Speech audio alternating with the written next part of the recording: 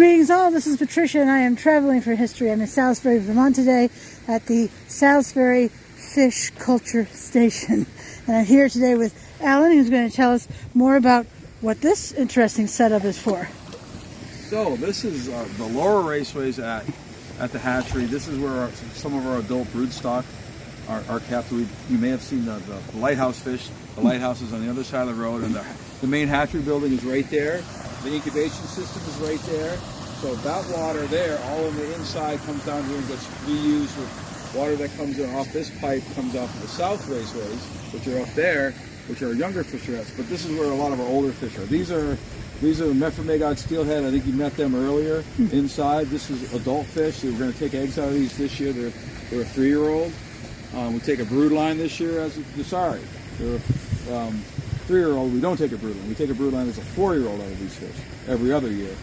Those fish over there are the Chambers Creek steelhead. You might be able to see some higher up in the front there. They're thinking about spawning, and they're all sticking up in the front there.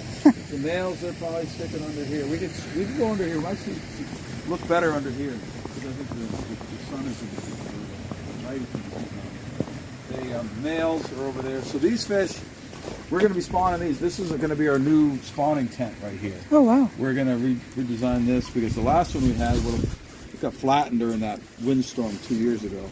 Oh. And the one we had last year, this last year, and the makeshift one flipped over. It was a mess. So we needed something really sturdy and rigid. So we're building something here. We need something for spawning because these guys spawn December. Christmas, yay, Christmas. We're going to have Christmas steelhead. There's Chambers Creek steelhead spawn around Christmas time. Normally they spawn around March in the Salmon River, New York, but these just switched to be a winter spawn for us because of the constant water temperature that we have. The Magog steelhead, people are familiar with those up at the Willoughby River. These are the same fish here. These run up, and these spawn in like May, but we've spawned them in January, February. So they'll be right here, and we can crowd them all up in these areas and go from one species to the next in January, February. But starting like 2 weeks from now, we'll be messing with those fish. On down the line, it's kind of more the same, browns and rainbows. So besides the salmon that you folks... We don't have salmon. Oh, you don't have salmon? That's the one fish we do not have. We have all the trout in the state of Vermont. Okay. No salmon. The salmon actually are at yet. Don't tempt me. Salmon are coming out of the Bald Hill hatchery, or they're coming from the feds. The Pittsford hatchery has salmon. White River National Fish Hatchery has salmon, but they might send eggs to Eisenhower Natural Fish Hatchery in Pittsford, and then they raise up salmon that might go in places like Dunmore or some other inland spots. And Ed Weed Hatchery up in South Hero, Vermont, they get their eggs out of the lake. The salmon run up to the hatchery, and they actually collect them out of the wild fish, which is pretty cool. So generally, we only really have the only captive brood salmon are up at Bald Hill, and that's just the way it's been. They did a lot of stocking up there years ago, and I think they've just kept it that way. It would be another fish we could do them here. I wouldn't want to. It's another fish that's going to spawn in the fall. So these are brown trout right here. These are the young, not the youngest, but you've actually seen all the brown trout we have here. Oh wow! There's the ones inside. The little one. There's two batches inside. This is the next batch. This is the next size up. These are just over. These are going to be our trophy trout next spring. So these guys will be hopefully 14, 15 inches by May. They're like 11, 12 now. These were up top. We just moved them down. So these 4-year-old trout? These are only like 2. These aren't quite 2. These are actually 2 years old. 2 years actually exactly 2 years old because they would be they'd be the same size as those little tiny ones that are in that circular tank. Mm-hmm. So these guys were taken in 24, 20. Yeah, these were taken in 2022.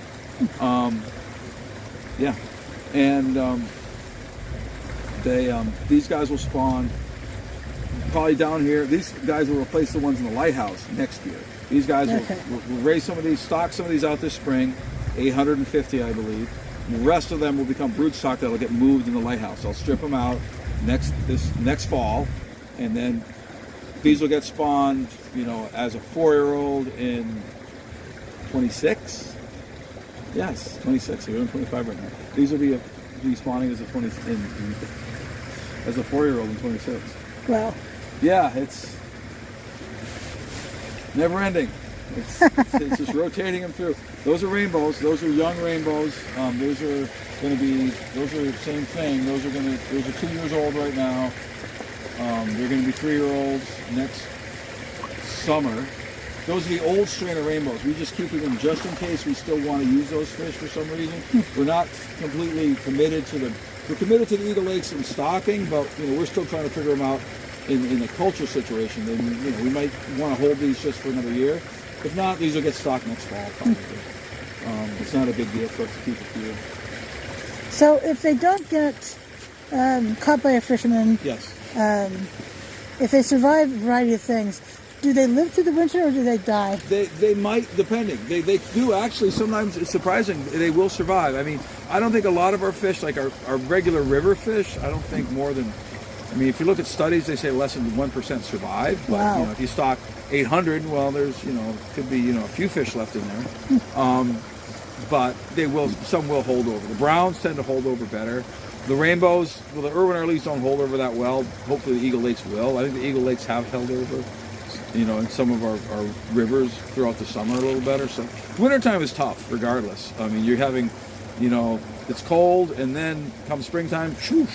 And they'll probably hang out in the winter. They'll probably get through to now, except springtime. You get this high water events and flooding. That's probably what's doing more damage, just pushing them out. But I mean, they will survive to a point.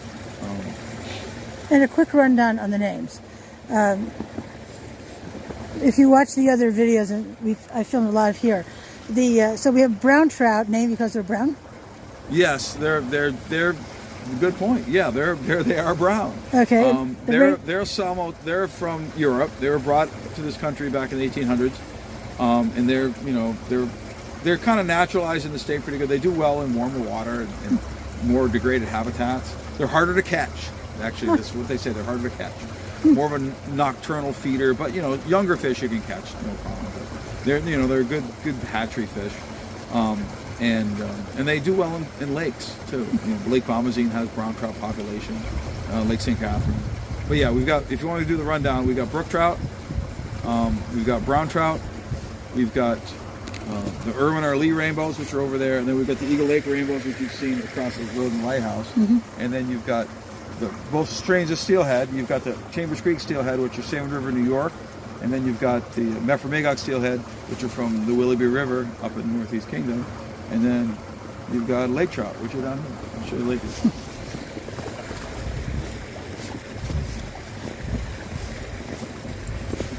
We have like 21 or 22 individual lots of fish, meaning a strain or a year class.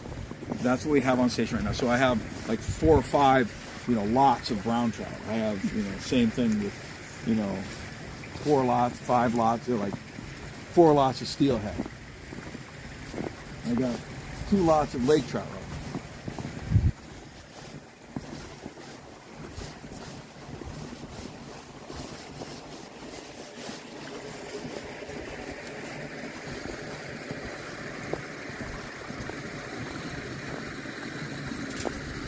Ooh, show and tell.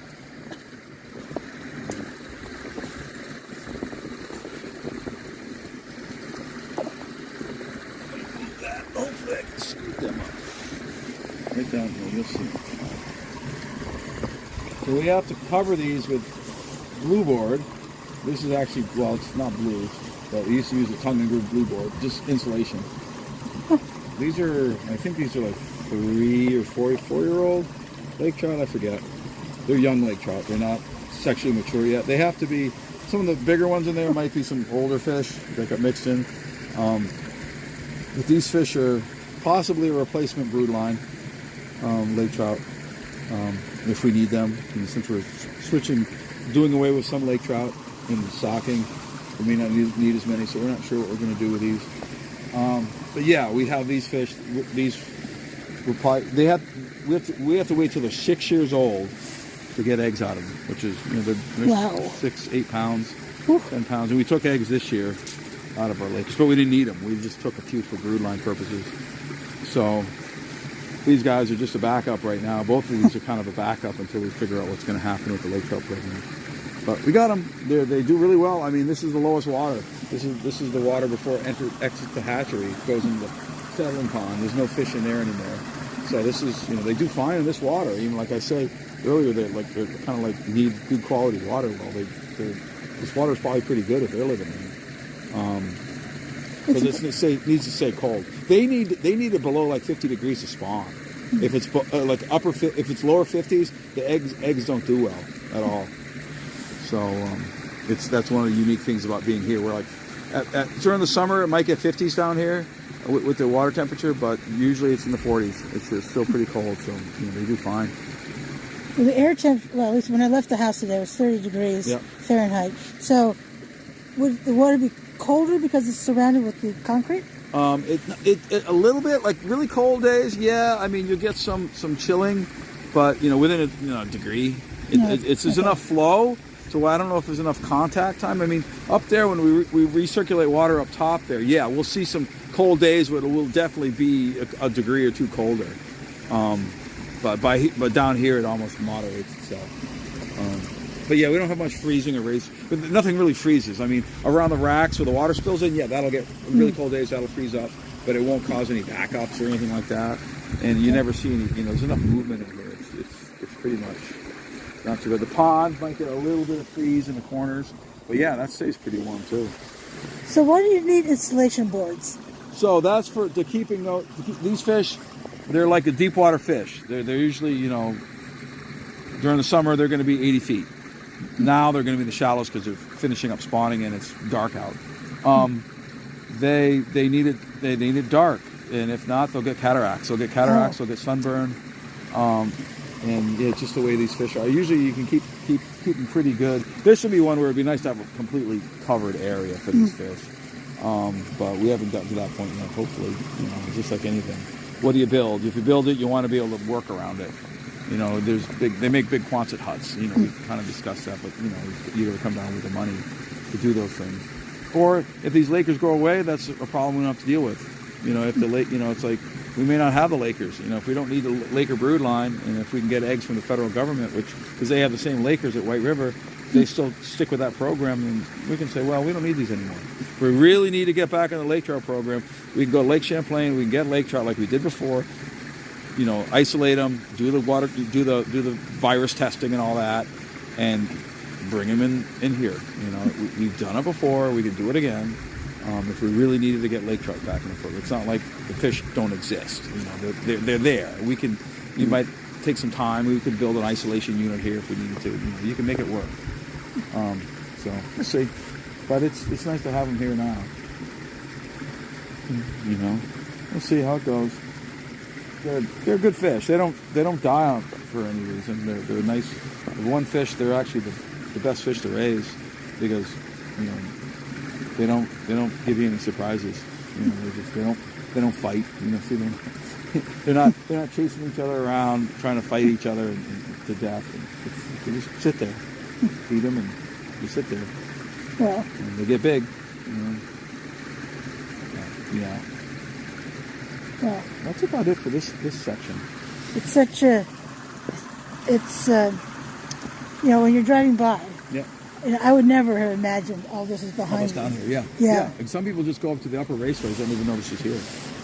The upper raceways, you look up there and you can't even see these raceways. So it's nice to be able to walk right up there. Or they just go across the road because we had a pond over there, and we had a couple of ponds you could feed the fish, and we don't have them over there anymore. So. Yeah, some people who know, they'll come down here. We used to have a bunch of fish in the pond. They come down right to the pond to feed the fish, and there's no fish there because we don't want to attract predators, and we want to just maintain good water quality. So just having the fish stir things up is probably not the best thing. So we minimize having any fish in there. But that's why we let people feed these fish. Is this a man-made pond? Yes, it's Howard's Pond. Howard Devoid dug that pond back in the 60s. Wow. Local, Devoid's a local name. Devoid Chicken Farm, same Devoids. Okay. So it's not, I don't think that place is historic, but it's a big chicken farm right down the road. You can smell it. Route 7.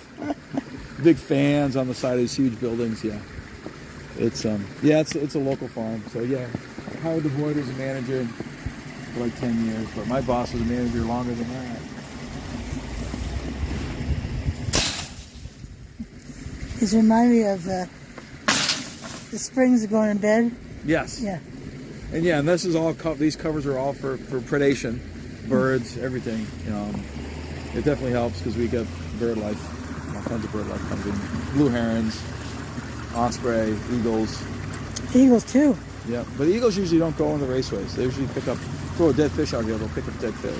But they'll hang out in that tree and some of these trees, and they'll just check things out. Looks like supper. Yeah. But ospreys were a big problem on the ponds, and that's why we don't stock the pond anymore. So the ospreys would come take half a dozen fish or more a day throughout the summer. Wow. Yeah, they're feeding their young. Wow. There's like 5 ospreys flying around the pond. Oh, cow. Once the young ones are fledged, they're here. Wow. It's right down on Lester Flats. You can see where there's an osprey nest on Lester, like where the Lester River dumps crosses the road. I think there's an osprey nest right there. Right on the west, on the east side of the road. I think there's an osprey nest and some phone pole. Takeout. Yeah, they're right there. So, wow. There you go. Wow. So what road is that? That's Smead Road. That goes to downtown Salisbury. Okay. Dirt road that's right by not quite by the post office. It comes into right downtown Salisbury. Some old buildings and stuff. It goes right through our old buildings. So people could just go to Smead Road and look at this neat thing. Yeah. So would people be able to just walk around the grounds? Yes. Yeah. Yep. You can. Anywhere outside is open, and inside if we're around and you're not, it's not a big group, we can usually show people around if they're really interested, and if we're not busy doing something. And of course, if you can't get here, you can watch my videos on it. But because we went to some Fish and Wildlife, you go to the Vermont Fish and Wildlife site. There's actually pictures of us spawning. You can Oh, go there. how cool is If you have to that? scroll back, there's some recent Fish and Wildlife stuff about spawning. But if you go back far enough, you can find me spawning brook trout, like back a few years ago. I think 3 years ago, because there's a lot of videos on our Facebook Fish and Wildlife site. wow. Vermont Fish and Wildlife site. Lots of videos about different things, and there's some hatchery stuff in there. I'm sure if you try to search it, you could probably find it. But you have to be a member of Facebook to do it.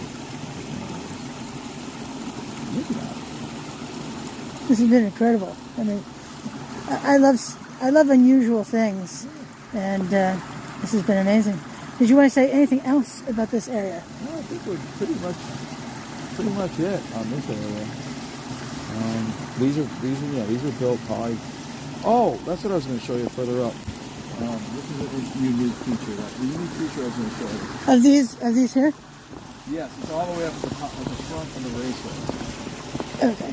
It shows you Yankee ingenuity, or just someone ran out of money. Well, isn't that usually why Yankee ingenuity exists? That's usually how it culminates. So you can see there's a shared wall here. There's three walls. There's a center wall of concrete. Yep. So up here, that wasn't the original plan. Oh.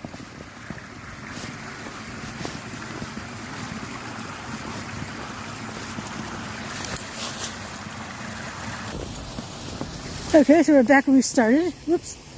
In this area anyway. Notice this unique diamond pattern, this diamond shape up here. It's like Superman. Well, Diamond shape where? see this hole in the concrete? Oh, yes. It's just this kind of odd shape. Yes. Has nothing to do with, hatchery culture or raceway floor or anything. But what happened is that they poured this whole, header here with the two slots of the raceways, the 1 and 2 over there. They only poured it to right here. So they were going to go from here, then they were going to go straight this way and straight that way. They were not going to have a shared wall. They were going to have just dirt in the middle. The raceways are going further, so you're going to have a nice place to walk in the middle, do your job and stuff. But then someone said, hey, we ran out of money. It's going to cost a lot of money to backfill all that. with soil. So sure enough, they probably just did a shared wall, cheaper concrete, cheaper construction, but they had to, they did it this way. So there's this weird like angle in the front that it's kind of wonky with flow. Because usually you want your hatchery just go straight flow, but it has this weird. So I was looking at that, and I mean, they definitely the engineers changed the design halfway through. They have to, because it's definitely. We have to make screens that fit kind of weird here. We have a funny screen that fit here. But they definitely were planning this, and then they said, oh, change plans. And they made an angle, yeah, because they poured right to here. This was an angle. They poured all this, and then they have to re-pour it to have the shared walls. Wow. And just because they probably didn't want to excavate that. You'd have to excavate a whole section here to pour that, and then refill it probably. Expensive. Is this also part of the 1931? No, this is more recent. I probably have, I think 70s, 60s. Oh. I mean, when they put the wells in, those like early 70s, late 60s, early 70s, 71. I think a lot of stuff was probably built during the 70s. Okay. Or at least late 60s, 70s, when they were redoing the water. Because that water is coming from the top, so that was probably built around the same time, late 60s, early 70s. That whole design is tied in with these South Series raceways. So they probably had wooden raceways here or something here, and they just redid it during that era. So why are there notches? Those are for screens. Okay. We have a screen here. They just added a bunch. I don't know, because we have one. This is like building up the water here. So this water here spills over that. This is actually, solid pieces of metal that have backflowed into that area. So we could go even higher. If we wanted to go higher, we could go all the way up here. Wow. Yeah, we could go. We tried to. Sorry, the problem with that is we could only go so high because then it backfills out and goes out a side channel over there. So you can only go back it up so much. But you can put screens in here. They just added a bunch of slots. No particular reason, I think. I figured. I mean, it's better to go there because if you put a screen here, you'd have to scoop fish out of that area. Because this is just like the all the others where the fish would bunch up anyway. Yeah. Right there. Yep. Yeah. These aren't quite in the spawn mode yet, so they're not quite ready to come up yet. But those get up there.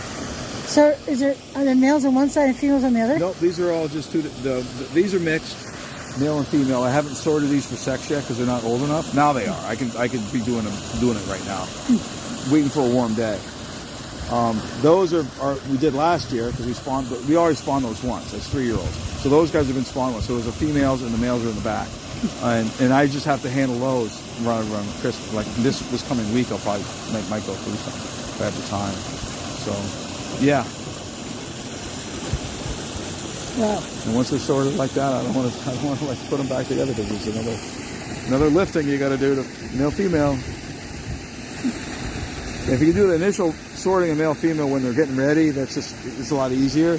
Like these guys will wait till January when we're going to take eggs out of them, so I can handle them and do the male female ripes, unripes, and it takes a little longer, but it's less lifting you have to do. Get it all done at once. Yeah. But how much time we got? What's the time now? 3:35. 2:30? 3:35. 3:35. Yeah, I get it. Yeah. Well, I'd like to thank Alan for this amazing tour today. I don't know how many videos I have yet, but it's been remarkable. Who'd have thunk that a fish hatchery could be beyond this fascinating? Well, actually, anybody who works here, I'm sure, but this is just amazing. I have a female friend, who can hardly wait to watch these videos. Oh my God. Yeah. So anyway. So thank you for these tours. I know this is just a video of one tour, but for the day, the afternoon. And one activity. We're not even, this is just walking around. Just come on a Wednesday when they're spawning. Oh, that'd be amazing. But, so this is Patricia. I'm traveling for history. I hope you enjoyed today's video, and I shall see you soon. Bye now.